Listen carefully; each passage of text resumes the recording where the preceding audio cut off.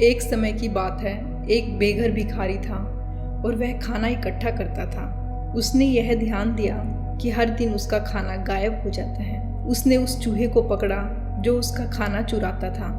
उसने चूहे से कहा, अरे चूहे, तू मेरा खाना क्यों चुराता है? मैं तो एक गरीब भिखारी हूँ। चुराना है तो अमीरों का खाना चुरा, उन्हें पता भी नहीं चलेगा। चूहे ने कहा, यही मेरे भाग्य में है कि मैं तुमसे चुराऊं, क्योंकि तुम्हारे भाग्य में भी यही है कि तुम अपने पास केवल 8 चीजें ही रख सकते हो। चाहे तुम कितनी भी भीख मांग लो या कितना भी इकट्ठा कर लो, तुम केवल इतनी ही चीजें रख पाओगे। यह सुनकर उस बेघर आदमी को सदमा लगा और उसका दिल भी टूट गया। भला कौन ऐसी किस्मत पाना चाहेगा? वो बेघर इंसान निश्चय करता है कि वह भगवान बुद्ध से मिलेगा और अपनी इस समस्या का समाधान पूछेगा। इस तरह वो बेघर इंसान यात्रा के लिए निकल पड़ता है बुद्ध को ढूंढने। वह इंसान पूरे दिन यात्रा करता है और शाम को अपने आप को एक धनी परिवार के घर के सामने पाता है। थका हुआ और भूखा प्यासा वो वहीं रात बिताने का फैसला करता है। उसने दरवाज़ा खटखटाया तो घर के मालिक ने दरवाज़ा खोला। बेघर आदमी ने कहा, मैं एक यात्री हूँ और इस इलाके में नया हूँ। क्या मुझे यहाँ रात बिताने की जगह मिलेगी? घर का मालिक उसे अंदर ले जाता है। रात में जब खाना खाते वक्त वे बातें कर रहे थे तो घर का मालिक उससे पूछता है, भाई क्यों और कहाँ के लिए इतनी रात को यात्रा कर रहे हो?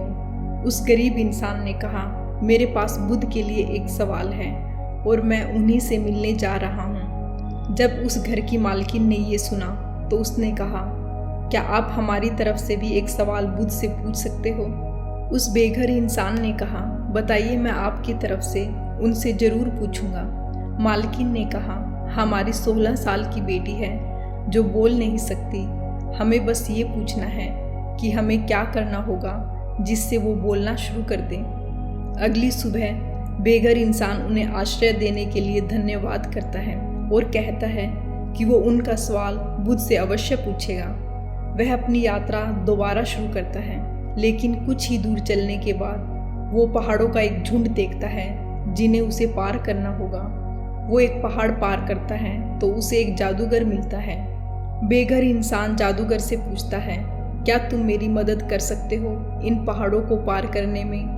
जादूगर उसे अपनी छड़ी के पीछे बैठाता है और पहाड़ों को पार करा देता है। जादूगर उस बेघर इंसान से पूछता है, तुम कहाँ जा रहे हो और इन पहाड़ों को क्यों पार कर रहे हो?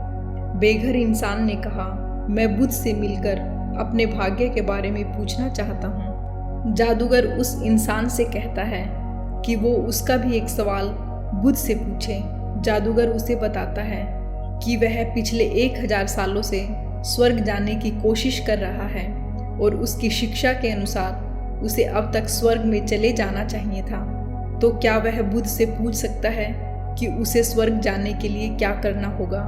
वो बेघर इंसान बुद्ध से सवाल पूछने का वचन देता है और आगे बढ़ जाता है। कुछ घंटे चलने के बाद उसे एक आखिरी रुकावट मिलती है, एक गहरी नदी जिसे वह पार नहीं कर सकता। लेकिन सौभाग्य से उसे नदी किनारे एक बड़ा सा कछुआ मिलता है जो उसे नदी पार कराने का फैसला करता है। जब वे नदी पार कर रहे होते हैं तो कछुआ उससे पूछता है, तुम कहाँ जा रहे हो? बेघर इंसान ने कछुए से कहा, मैं बुद्ध से मिलने जा रहा हूँ और उनसे एक सवाल पूछूंगा अपने भाग्य के बारे में। यह सुनकर कछुए ने कहा, क्या तुम मेरे लिए उनसे एक सवाल पूछोगे?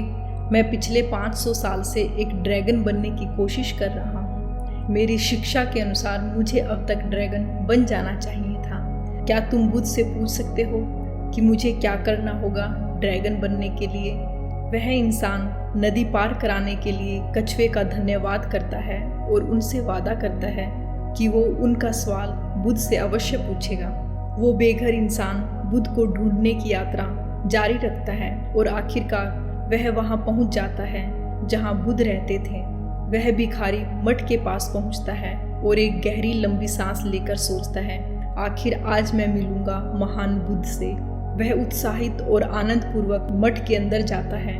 वो बुद्ध को प्रणाम करते हुए कहता है, मैं एक बेघर इंसान हूँ और दूर से आपसे कुछ सवाल पूछने आया हूँ। क्या मैं आपसे वे सवाल पूछ सकता हूँ? बुद्ध ने कहा, हाँ बिल्कुल पूछ सकते हो, लेकिन मैं सिर्फ 3 सवालों के ही जवाब दूंगा, सिर्फ 3। वो इंसान हैरान हो गया क्योंकि उसके पास तो 4 सवाल थे। उसने बुद्ध से कहा, लेकिन मेरे पास तो 4 सवाल हैं। बुद्ध ने कुछ उत्तर नहीं दिया, वो बस ध्यान में बैठे रहे। तब उस बेघर इंसान ने बड़े ध्यान से सोचा। पहले वो उस कछुए के बारे में सोचता है। बेचारा कछुआ 500 साल से उस गहरी नदी में ड्रैगन बनने की आशा में। कितनी मुश्किल होगी उसकी ज़िंदगी उस गहरी नदी में। फिर वो जादूगर के बारे में सोचता है जो हजारों सालों से जी रहा है स्वर्ग जाने की कोशिश में। वो बेघर इंसान सोचता है कि 1000 साल तो बहुत लंबा समय होता है। अब तो उस जादूगर को स्वर्ग जाना ही चाहिए। आखिर में वह उस लड़की के बारे में सोचता है जो अपनी पूरी जिंदगी जीने वाली है बिना कुछ बोले। वो सोचता है कि बिना कुछ बोले कैसे वो लड़की अपनी पूरी जिंदगी जिएगी। यह तो क्रूरता है, पाप है। फिर वो अपनी तरफ देखता है और सोचता है कि मैं तो बस एक बेघर भिखारी हूँ। मैं वापस अपने शहर जाकर भीख मांगना जारी रख सकता हूँ। मुझे इसकी आदत है। मेरा तो कुछ नहीं बदलेगा, उन लोगों का सब कुछ बदल सकता है यदि उन्हें उनके सवालों का जवाब नहीं मिला तो। जब उसने दूसरों की समस्याओं की ओर देखना शुरू किया तो उसे खुद की तकलीफ कम दिखने लगी और उसने उनके 3 सवालों को पूछने का निर्णय लिया। गरीब इंसान ने बुद्ध से कछुए के बारे में पूछा। बुद्ध ने कहा, वो कछुआ अपना ढांचा छोड़ने को तैयार नहीं है। जब तक वो अपने ढांचे से बाहर नहीं आएगा वो कभी ड्रैगन नहीं बन सकता। फिर उस बेघर इंसान ने उस जादूगर के बारे में पूछा तो बुद्ध ने कहा, वो जादूगर हमेशा अपनी छड़ी अपने पास रखता है, कभी उसे नीचे नहीं रखता। उसकी छड़ी उसे स्वर्ग जाने से रोक रही है। अब बेघर इंसान ने उस लड़की के बारे में पूछा। बुद्ध ने कहा, वो लड़की जरूर बोल पाएगी जब वह अपने हमसफर से मिलेगी। अपने तीनों प्रश्नों के उत्तर पाकर वो बेघर इंसान महात्मा बुद्ध को प्रणाम करता है और खुशी खुशी वहाँ से चल देता है। रास्ते में वो उस कछुए से मिलता है। उसने कछुए से कहा, तुम्हें बस अपना ढांचा निकालना पड़ेगा और तुम ड्रैगन बन जाओगे। वह कछुआ अपना ढांचा निकालता है और उस ढांचे के अंदर बेशकीमती मोती थे जो गहरे समुंदर में मिलते हैं। वो उस बेघर इंसान को दे देता है। कछुआ उस बेघर इंसान का धन्यवाद करता है और ड्रैगन बनकर वहाँ से उड़ जाता है। अब वो इंसान उस जादूगर से मिलता है एक बड़ी पहाड़ी में और उससे कहता है, आपको बस अपनी छड़ी जमीन पर रखनी होगी और आप स्वर्ग जा पाओगे। यह सुनने के बाद वो जादूगर अपनी छड़ी उस बेघर इंसान को देता है और स्वर्ग की ओर चल पड़ता है।